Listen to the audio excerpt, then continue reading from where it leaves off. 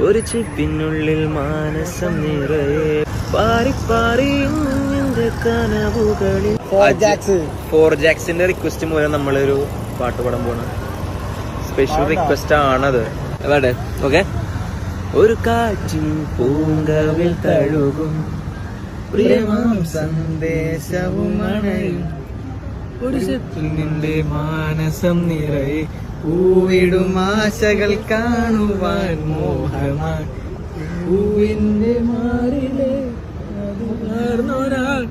അറുത്തേ തുള്ളിപ്പോൽ ആദ്യമാം നെഞ്ചിലെ മധുവാനൊരാൾ അറുത്തേ തുള്ളി. പറയൂ ആയിഷ, പറയാ